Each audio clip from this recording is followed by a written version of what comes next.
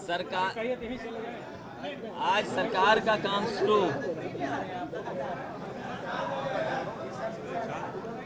सरकार का काम शुरू और आचार संहिता लगभग खत्म। तो सरकार की चुनाव के बाद पहली कैबिनेट, सरकार के चुनाव के बाद पहली कैबिनेट और सरकार का काम शुरू हुआ है। जहाँ तक कैबिनेट के फैसले हैं, बहुत सारे सरकार ने फैसले जो लिए वो कैबिनेट के हैं, जिसमें आयुर्वेदिक का है, सैफी की स्टेडियम का है कि नया कैसे स्टेडियम बने उसका रास्ता निकालना है, और बहुत सारे और भी कैबिनेट के फैसले हैं। तो सरकार ने अपना काम शुरू किया है।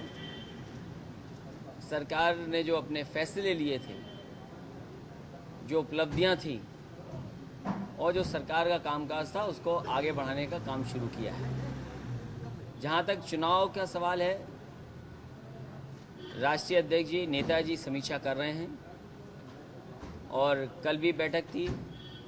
लगातार पार्टी के कार्यकर्ता नेताओं से मिलेंगे भी और वो बात सामने आएगी।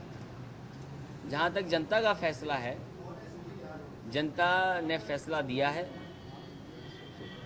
और समाजवादी पार्टी ने हमेशा संघर्षों का रास्ता अपनाया है। समाजवादी पार्टी वो अपने काम, अपनी उपलब्धियों को लेकर के लगातार जनता के बीच में जाएगी। और मैं समझता हूँ जो जनादेश मिला है या जो जनता का फैसला है, ये सबने स्वीकार किया, माना है। वो जनता के बीच में ठीक तरीके से नहीं पहुंचा पाए। और याद होगा आपको, जब कभी भी आपने मुझसे प्रेस की होगी, पूछा होगा, तो समाजवादी पार्टी ने यही कहा और सरकार के माध्यम से मैंने इस बात को कहा कि हमारा जो डेवलपमेंट का एजेंडा है वो जनता के बीच रखेंगे और तमाम लोग हैं जो दूसरा रास्ता अपना रहे हैं उसको रोकेंगे। तो डेवलपमेंट का एजेंडा समाजवादी पार्टी का लगातार चलता रहेगा और उत्तर प्रदेश कैसे ठोस विकास के रास्ते पे जाए, उस दिशा में सरकार काम करेगी। कोई एक बात,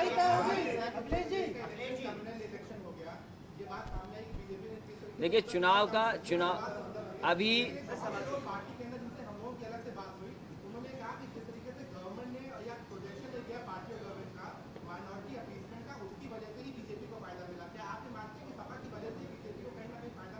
देखिए, ये समाजवादी पार्टी अपनी उपलब्धियां पहुंचाने में नाकाम रही और समाजवादी पार्टी की उपलब्धियों को वोट में बदलना या जनता का समर्थन लेना, उसमें कहीं ना कहीं और काम करना था। नहीं, खाली आप ही नहीं आ रहे हैं, खाली आप जिम्मेदारी कहाँ, खाली आप ही नहीं आ रहे हैं, जिम्मेदार कौन है? खाली आप ही नहीं आ रहे हैं। मैंने देखा नीतीश खाली कुमार ने रिजाइन कर दिया, एक मिनट पूरी कर लेना भाई। चीफ मिनिस्टर आ गए, खाली आप ही नहीं आ रहे हैं। आप भी रिजाइन करेंगे क्या? दो कान से अलग अलग कैसे सुन ले? अच्छा, एक स्टूडियो गाने बना रहे जवाब दे दीजिए। खाली आप ही नहीं आ रहे हैं। दो कान से अलग अलग बात कैसे सुन लें? खाली आप ही नहीं आ रहे हैं, मेरी बात तो सुने। देखिए, जल्दी सुनिए। उत्तर प्रदेश में समाजवादी पार्टी को वोट ज़्यादा मिला है, इस बात को आप स्वीकार करेंगे कि नहीं करेंगे स्वीकार?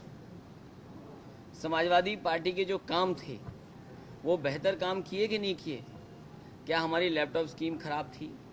क्या समाजवादी पार्टी की विद्याधन स्कीम खराब थी? क्या समाजवादी पार्टी के जो बेरोजगारी भत्ता दे रहे हैं वो स्कीम खराब थी? क्या किसानों का जो मुफ्त पानी किया वो स्कीम खराब थी? समय पे समाजवादी सरकार ने उपलब्ध कराया खाद, बीज और किसान दुर्घटना बीमा को बढ़ा दिया 1 लाख से 5 लाख।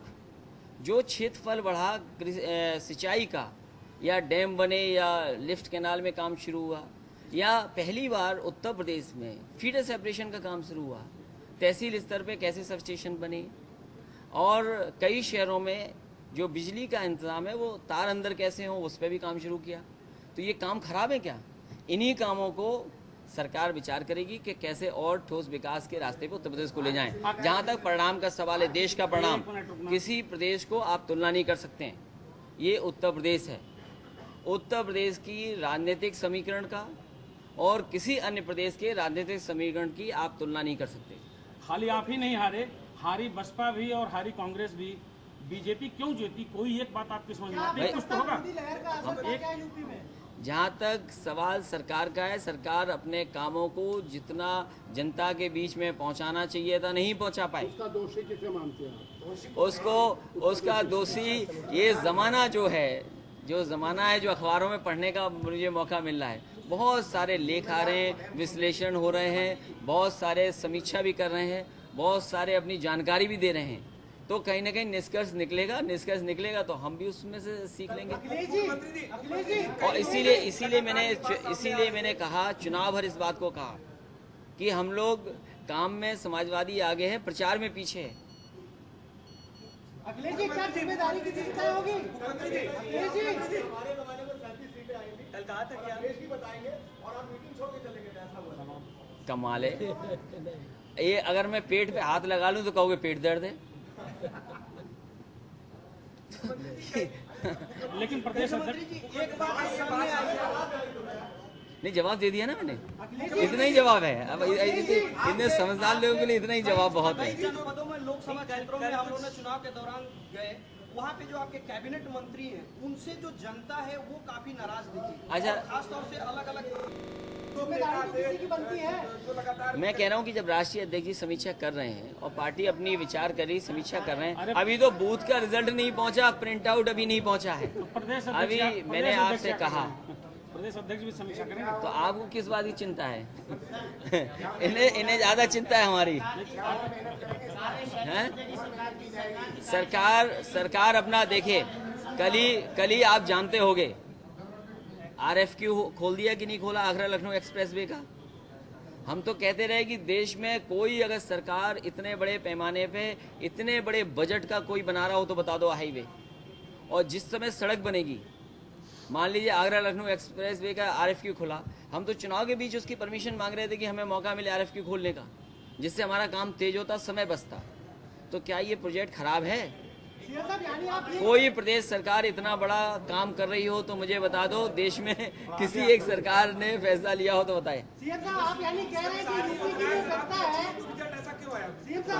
यही मैं आपसे जानना चाहता हूँ कि लैपटॉप खराब है, बेरोजगारी भत्ता खराब है, विद्याधन खराब है, किसानों को मुफ्त पानी देना खराब है, लेकिन कहीं ना कहीं उत्तर प्रदेश की सरकार उत्तर प्रदेश को ठोस रास्ते पे कैसे लेके जाएं, एक विकास के रास्ते पर कैसे लाएं, उस पर लगातार सरकार काम करेगी। आज का बजट में, आज के कैबिनेट में ये भी तय हुआ है कि बजट सत्र कब बुलाया जाए, तो बहुत जल्दी उसकी तारीख भी आ जाएगी, जिससे कि बजट सत्र और उत्तर प्रदेश की सरकार अपना तीसरा बजट भी पेश करे विधानसभा, जिससे कि जनता, किसान, नौजवान, गरीब, अल्पसंख्यक, मुसलमान और तमाम जो उत्तर प्रदेश के तमाम ऐसे फैसले जिससे उत्तर प्रदेश आगे जा सकता, उन काम को करेंगे। जहाँ तक सवाल है, अब ये आखिरी सवाल आपका एक सवाल मेरा भी है हैं?